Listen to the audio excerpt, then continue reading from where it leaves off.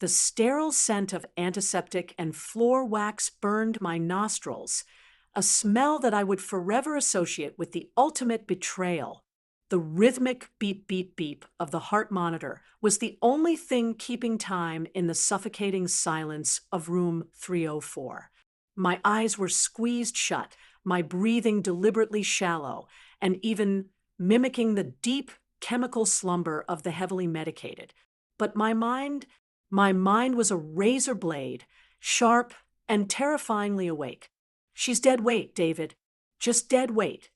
The phrase hung in the stagnant air, like a toxic cloud. My daughter-in-law, Linda, wasn't whispering anymore.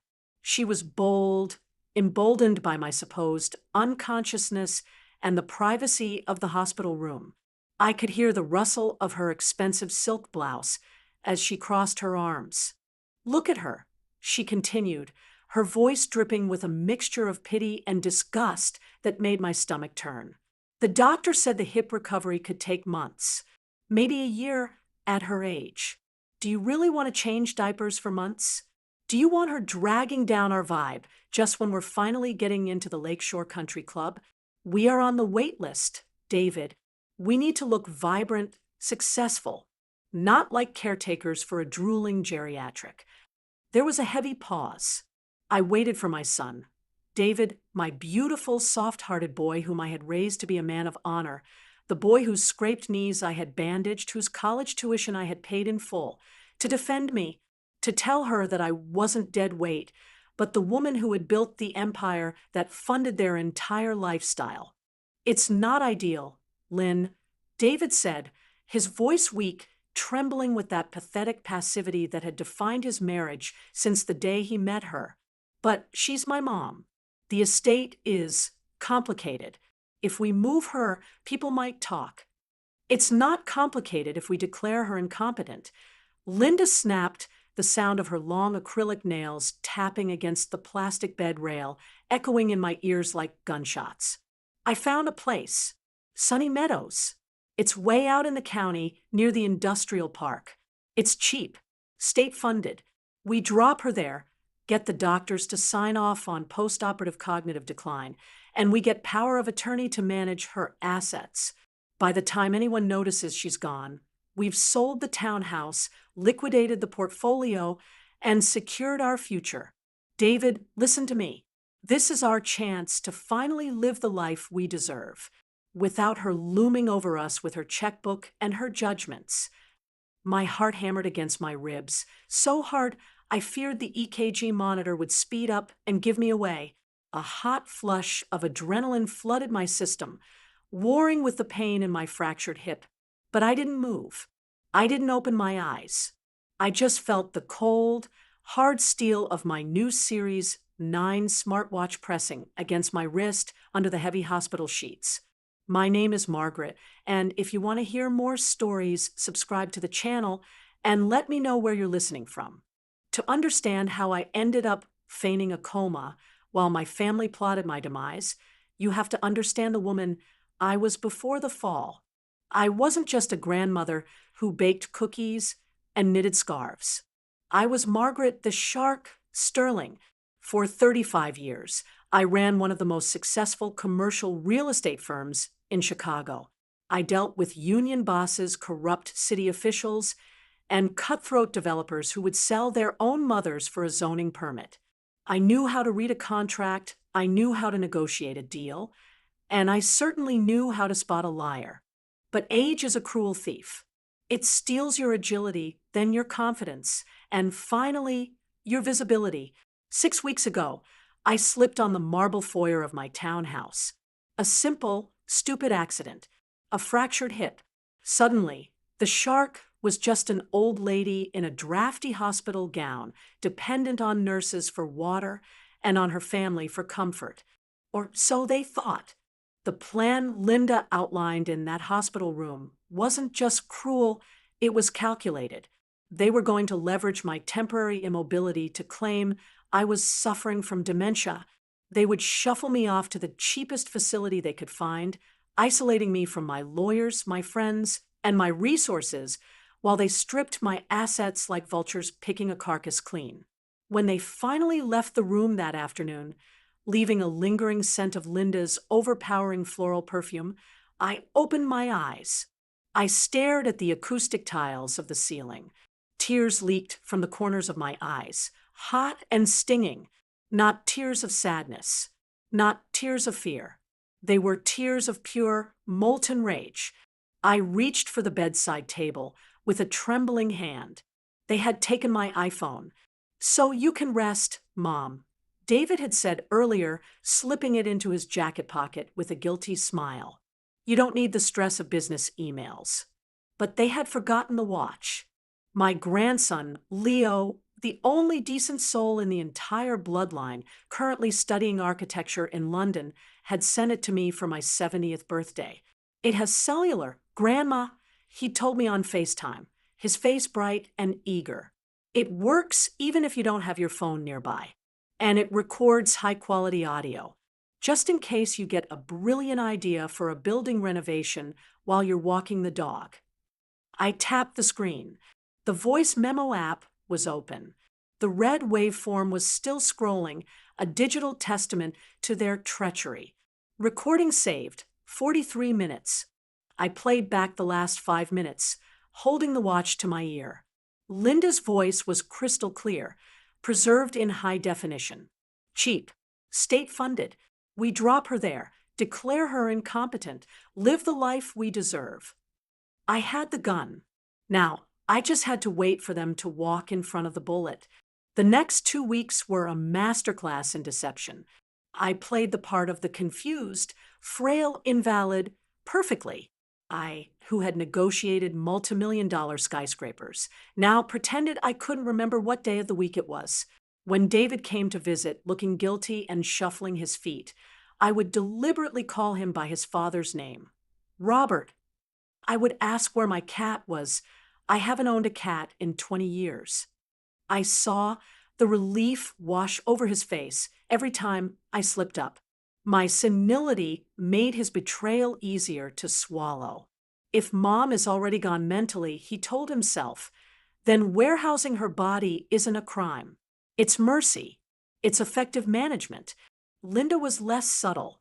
She stopped bringing fresh flowers. She stopped asking how I felt. She started talking about me in the third person while I was right there in the room, treating me like a piece of furniture that needed to be moved. "She's drooling a bit again," she'd say to the nurse, not even looking up from her phone. "Is the transfer paperwork ready? We really need to get this moving. We have that vacation booked in Cabo next month, and we need to settle her before we fly." The day of the transfer arrived on a rainy, gray Tuesday. The sky wept against the hospital windows. I was discharged, but not to go home to my warm bed and my books. "Mom," David said, leaning over my wheelchair. He looked pale, dark circles under his eyes. We found a place that can take better care of you. Just for a while. Until you're strong again. The townhouse has too many stairs." "Home." I mumbled, tilting my head and letting my mouth hang slightly open. "Are we going home, Robert?" "A new home," Linda said, her voice bright and fake, like she was talking to a toddler. "It's called Sunny Meadows. It's like a resort. Margaret, you'll love it. Activities, friends, Jell-O." I gripped my leather purse in my lap. Inside, hidden in a zippered pocket, was my smartwatch fully charged. I had also managed to make one vital phone call 3 days prior during a midnight shift change when a kind nurse named Sarah lent me her personal mobile because I told her I wanted to hear my grandson's voice. I hadn't called Leo. I had called Arthur. Arthur has been my personal attorney, my fixer, and my ruthless friend for 40 years. He knows where the bodies are buried because he helped me dig the holes, figuratively speaking. Of course, when I told him what I had recorded, the silence on the other end of the line was terrifying. Then he said 2 words in his gravelly baritone. "Game on." We pulled up to Sunny Meadows. The name was a lie. It was a cruel joke. It was a bleak, gray concrete block on the outskirts of the city, sandwiched between a tire reclamation plant and a discount liquor store. It was surrounded by a chain-link fence that looked more like a prison perimeter than a care facility. The grass was overgrown and yellow. A rusted dumpster sat, overflowing near the entrance. "This is it?" I asked, dropping the confused act for a split second, my voice sharpening. "It has character," David stammered, refusing to look out the window. "It's robust. It's affordable, Margaret," Linda hissed, getting out of the car and opening the back door. "The insurance barely covers anything. Don't start with your snobbery. Now." They wheeled me into the lobby. It smelled of bleach, boiled cabbage, and despair. The fluorescent lights overhead flickered with a headache-inducing buzz. Residents sat in wheelchairs in the hallway, slumped over, staring at nothing, wearing mismatched clothes. There was no staff in sight except for a bored-looking receptionist behind bulletproof glass. "We're here to admit Margaret Sterling," Linda announced, slapping a thick manila folder on the counter. "I spoke to the director. We have the power of attorney paperwork right here, signed and notarized." The receptionist didn't look up from her magazine. "Room 102. Down the hall, left. Bed B. Bed A is occupied by a screamer, just so you know." David flinched physically. "A screamer?" "She yells at night," the receptionist said, popping a bubble of gum. "Night terrors. It is what it is. We're understaffed." Linda grabbed the handles of my wheelchair, her knuckles white. "It's fine. She won't hear a thing with her hearing aids out. Let's go." She pushed me down the hallway. The linoleum was cracked and peeling. The walls were stained with things I didn't want to identify.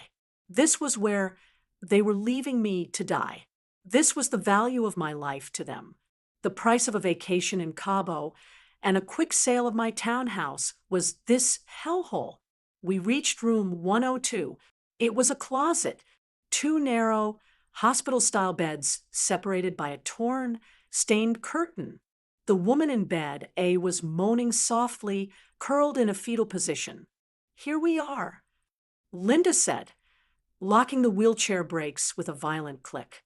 "Cozy, right? Look, you have a window." The window looked out onto a brick wall and the dumpster. "Get me out of here," I said. My voice wasn't weak anymore. It wasn't the voice of a confused old woman.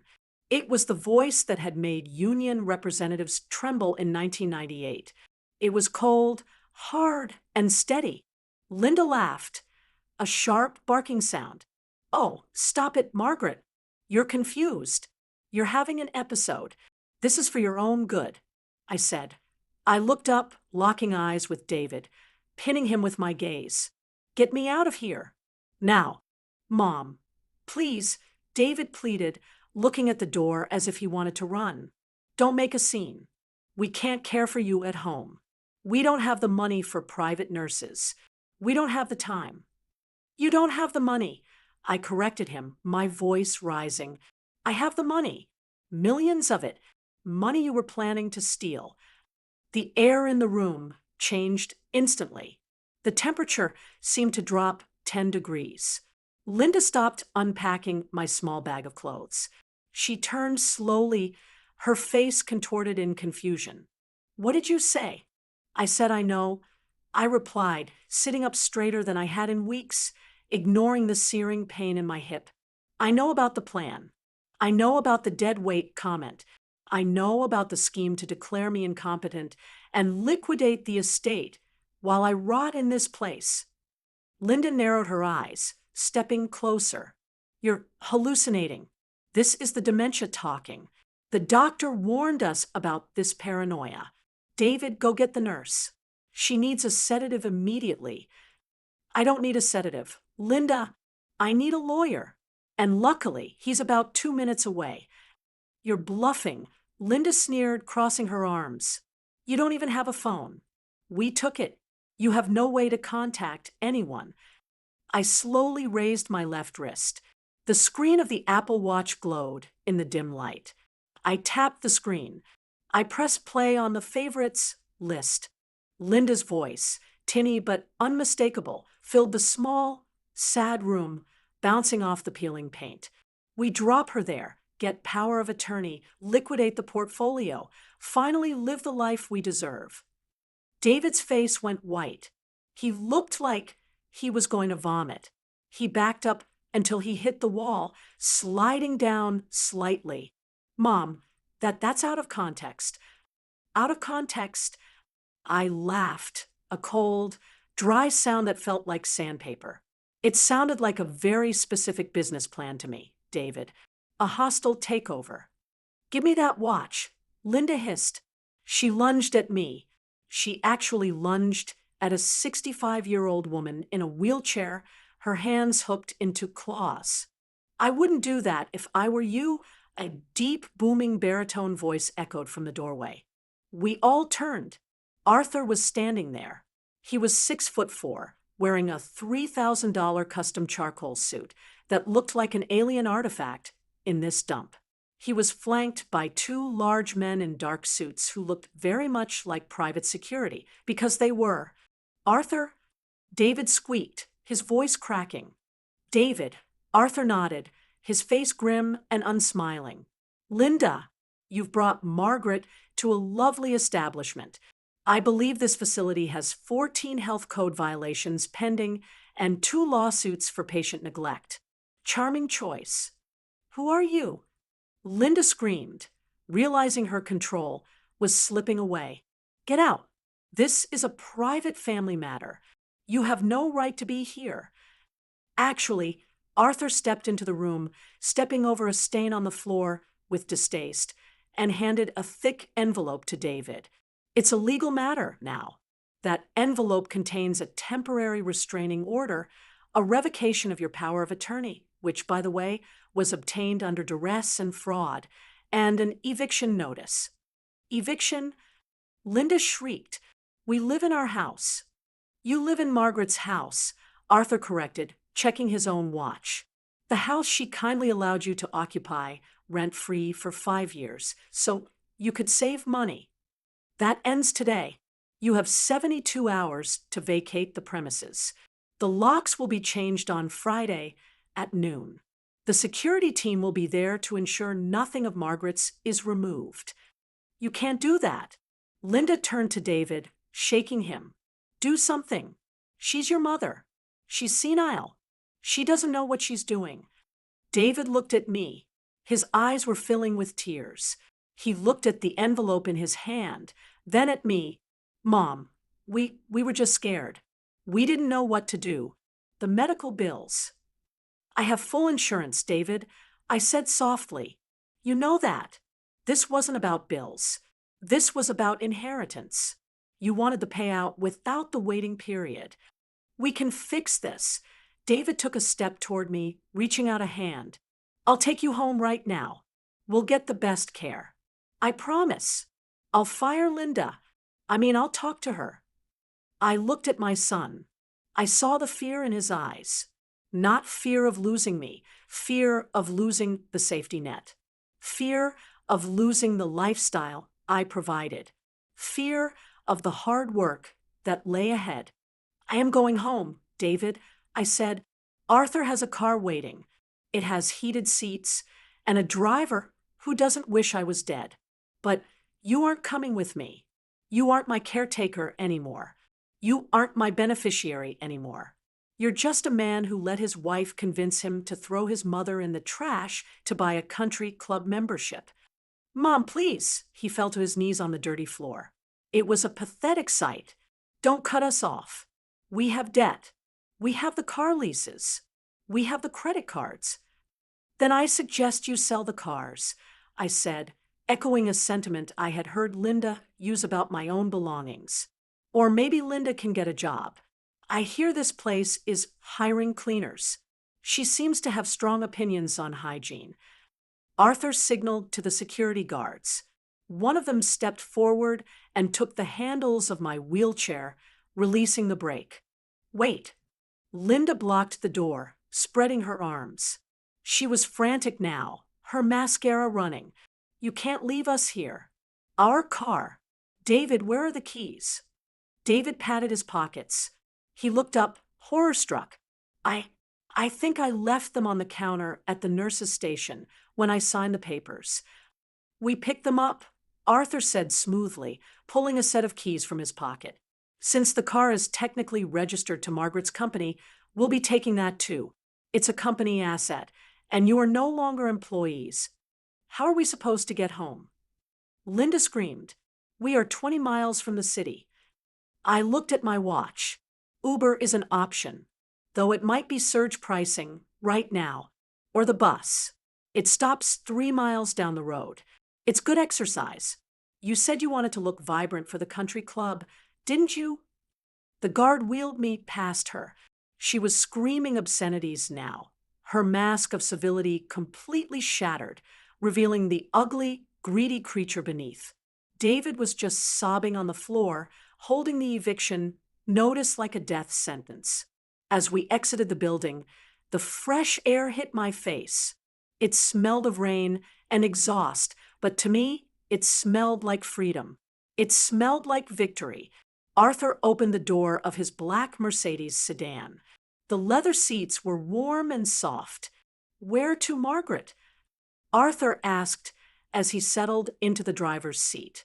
Back to the townhouse. I have a nursing team ready to meet us there. No, I said, looking out the tinted window at the gray concrete prison fading in the rearview mirror. I saw Linda running out the front door, waving her arms, but we were already pulling away. Take me to the Four Seasons first. I think I need a spa week. And Arthur? Yes, Margaret. Get the team started on the trust fund revision immediately. I want to liquidate the college funds intended for their future children. They don't have any, and I don't plan on supporting their hypothetical offspring anymore. And where should we direct those funds? Arthur asked, glancing at me in the rearview mirror with a smirk. I think I'd rather start a scholarship for nursing students. I said, thinking of Sarah, specifically for nurses who have the decency to lend their phones to old ladies who are supposedly dead weight. Done. Arthur smiled. That night, I sat in a suite overlooking the city lights. My hip ached, but my heart was lighter than it had been in years. I ordered room service, lobster bisque, and a glass of champagne. I sat in a velvet armchair, watching the city breathe below me. My phone, which Arthur had recovered from David's pocket before we left, David was too distracted crying to notice, buzzed on the table. It was a text from David. Mom, please. Linda left me. She called her sister to pick her up. I have nowhere to go. The locks on the house are already changed. Arthur moves fast. I'm sorry. I'm so sorry. I looked at the text. I closed my eyes and thought about the hospital room. I thought about the dead weight comment. I thought about the smell of sunny meadows. I thought about the life I had built for him and how easily he was willing to trade it all for a quick payout. I typed a reply, my fingers steady. I'm sorry too, David. I'm sorry I raised a son who couldn't stand up for his mother. But recovery is a long road. You have to walk this part alone. Do not come to the hotel. Do not come to the townhouse. Contact Arthur for any further communication. I blocked the number. I took a sip of champagne. The bubbles fizzed on my tongue, sharp and sweet. Life is funny. You spend decades building a fortress to protect your family, only to realize that sometimes the enemies are already inside the walls, eating at your table, sleeping in your guest rooms. But they forgot one thing about Margaret Sterling. I never sleep when there's a deal on the table. And my life, that's the biggest deal of all. If you ever find yourself underestimated, ignored, or treated like a burden because of your age or your vulnerability, remember this. The quietest person in the room is usually the one listening the loudest. And sometimes a little red dot on a watch is more powerful than a gavel in a courtroom. Don't let them write your ending. Grab the pen, or in my case, the recording, and write it yourself.